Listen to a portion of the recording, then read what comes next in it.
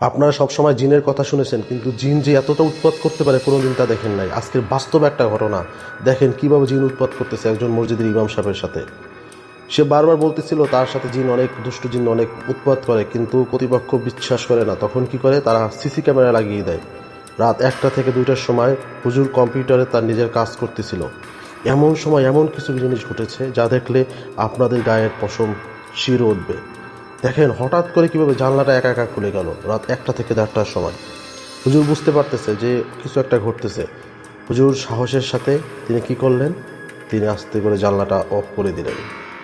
Of করে দিয়ে তিনি বুঝতে পেরেছেন যে কিছু একটা হচ্ছে। তিনি তার নিজের কাজ আবার করা শুরু করলেন, কারণ প্রতিনিয়তই তো তার সাথে এরকমের হয়। হুজুর মানুষ, তিনি কোরআন জানেন, তিনি অনেক সাহসী।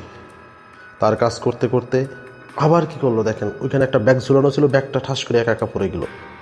মানে ভয়ের না, আপনার সাথে যদি এটা